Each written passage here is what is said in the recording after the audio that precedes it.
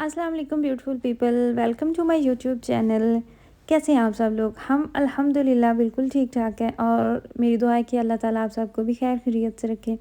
जब हम एक मुश्किल टाइम देखने के बाद या बीमारी देखने के बाद दोबारा सेहत की तरफ आते हैं तो हमें फिर इस चीज़ का शिद्दत से एहसास होता है कि एक तंदुरुस्ती हज़ार नेमतों के बराबर है। हम तकरीबन 3 दिन हॉस्पिटल में गुजार के आए हैं, मैं और मिराज की छोटी सी सर्जरी थी। अगर हम पाकिस्तान में होते तो शायद हम इसे सर्जरी का नाम भी ना देते, लेकिन यहाँ पे हर छोटी बड़ी चीज़ को इन्होंने ऑपरेशन कहना होता है और ऑपरेशन का एक दफ़ा सुन के वैसे ही आप खुद डर जाते हैं और पाकिस्तान में जो आपके प्यारे हैं वो सुनते हैं तो वो भी परेशान हो जाते हैं। मैं थोड़ा सा आगे चल के आपको डिटेल में बताती हूँ कि हुआ क्या था।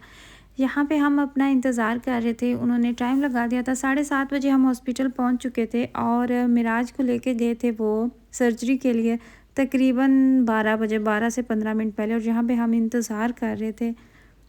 और फिर यहाँ पे मिराज की जब वापसी हुई थी, ये तब की है, तकरीबन 1.5 घंटा उन्होंने मिराज को अपने पास ही रखा था।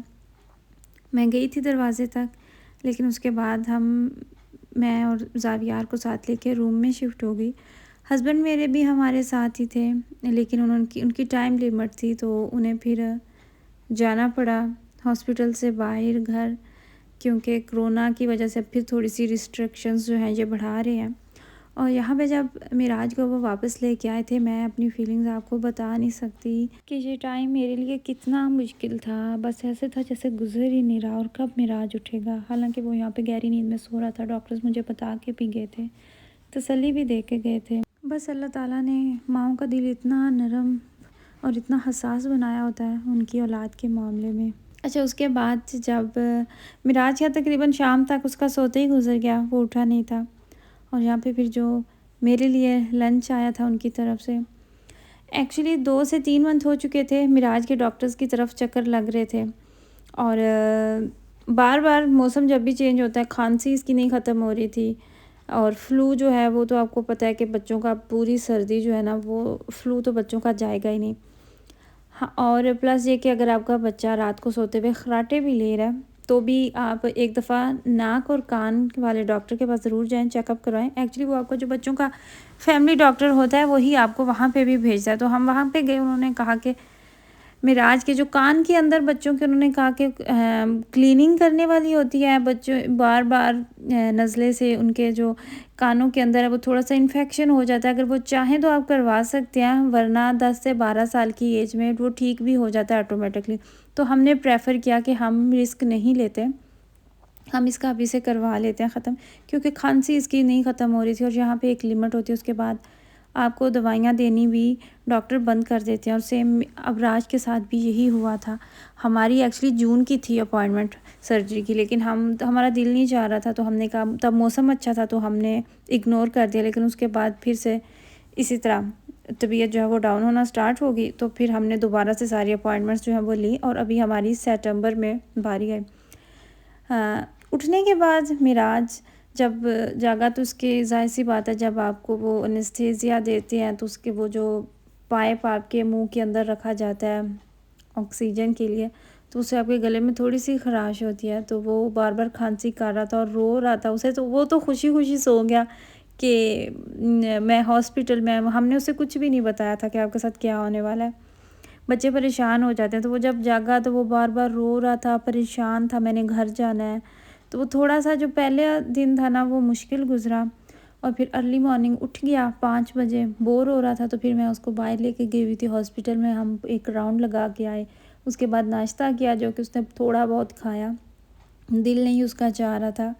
लेकिन वो प्लस फिर जो कैनोला लगा हुआ था हाथ पे, उसकी भी थोड़ी सी आपको होती है जलन। और बच्चे बहुत मासूम होते हैं, बहुत नाजुक होते हैं, छोटी छोटी सी बात से डर जाते हैं, परेशान हो जाते हैं।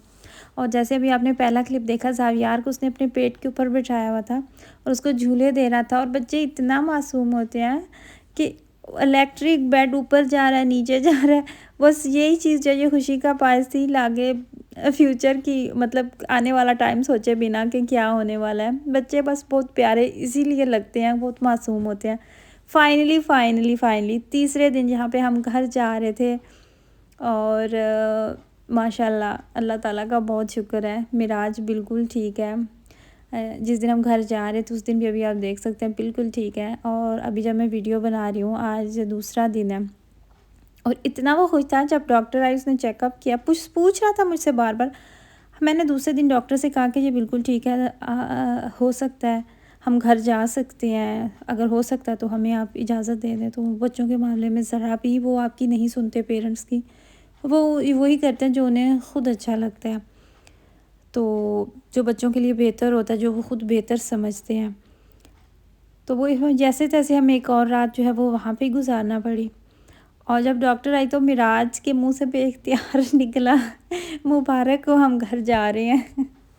हालांकि घर से 2 रातें हमने बाहर गुजारी थी और तीसरे दिन हम घर चले गए थे। खैर अल्हम्दुलिल्लाह, अल्लाह का बहुत शुक्र है। मुश्किल टाइम होता है, आसान नहीं होता। और यहाँ पे हम घर आए थे, घर आने के बाद बच्चों को मैंने नहलाया। एक दिन पहले मैं सारी तैयारी करके गई थी, घर इनके लिए खाना बना के गई थी। अच्छा, बहुत से लोगों का ये भी क्वेश्चन होता है कि हॉस्पिटल में जाते हैं तो आपको खाना, पाकिस्तान में तो आपको पता है कि वहाँ पे फैमिलीज़ होती हैं आपकी रिलेटिव, वो आपको पीछे से आपकी ज़रूरत की चीज़ें और आपको खाना वो पहुँचा रहे होते हैं। और यहाँ पे भी अगर आपकी फैमिली है तो ये आपका प्लस पॉइंट है, ये ज़रा इजी हो जाता है, वो आपको टेंशन नहीं बनती। अगर नहीं भी है आपकी फैमिली तो फिर भी आपको इतना खाना हॉस्पिटल की तरफ से मिलता है कि आप गुजारा कर सकते हैं। इनका एक टाइम का खाना होता है, लंच आपको मिलता है, लेकिन नाश्ता भी अच्छा होता है, लेकिन जो डिनर होता है वो नहीं, वो नाश्ते की तरह ही होता है। तो वो फिर आपको पता है कि हमारा लाइफस्टाइल ऐसा नहीं है, तो वो थोड़ा सा मुश्किल होता है हॉस्पिटल में, क्योंकि रात को आपका खाना ना होने के बराबर होता है, तो वो दिल भी नहीं चाह रहा होता बार बार ब्रेड खाने पे। खैर एक दिन जो है वो बच्चों को सारा नहलाने में गुजर गया, सबको, अबराज को नहलाया, ज़ावियार को, मिराज की एक दफ़ा अच्छे से उसकी नाइयाँ धुलाइयाँ करवाई। यहाँ पे मैं ज़ावियार के कपड़े निकाल रही थी और प्रॉपर एक दिन मेरा क्लीनिंग में गुजर गया। हालांकि मैं सिर्फ 3 दिन घर से बाहर थी, लेकिन ऐसे लग रहा था जैसे पता नहीं कितने दिन मुझे गुजर गया। हालांकि मेरे हस्बैंड ने टिप टॉप रखा हुआ था घर अपनी तरफ से, कि कोई मतलब सारी चीज़ें जगह पे रखी हुई थी, लेकिन फिर भी जिस तरह एक औरत घर की टेक केयर करती है, मर्द बिल्कुल भी नहीं कर सकते। अल्लाह ताला ने ये जो सिस्टम बनाया हुआ ना, ये बिल्कुल परफेक्ट है। घर जो है वो बेहतर तरीके से एक औरत ही हैंडल कर सकती है, और जो बाहर का सारा निज़ाम है, जो बाहर का सारा सिस्टम है, वो मर्द ही चला सकते हैं। हर इंसान अपने काम में माहिर है, हर इंसान अपने काम में परफेक्ट है। अभी मैंने फ़िल्टर्स जो हैं वो क्लीन किया है उठ के, और मेरी कोशिश होती है कि विदिन 1 वीक मैं इन्हें क्लीन कर लूँ। आपको इसके एजेस पे ऑयल नज़र आ रहा होगा, अगर ज़्यादा अर्सा गुजर जाए तो ये ऑयल जो है, ये स्टेन्स जम जाते हैं, जो कि बहुत मुश्किल से जाते हैं। बहुत ही थका देने वाला हैक्टिक दिन जो है वो यहाँ पे हो रहा है ख़त्म। सारे बर्तन डिशवॉशर में लगा रही हूँ और यहाँ पे डिशवॉशर ऑन कर दूँगी। खैर ये थी मेरी आज की वीडियो। अपनी फैमिली का ख्याल रखिएगा, मुझे मेरी फैमिली को भी दुआ में याद रखिएगा। अल्लाह हाफिज़।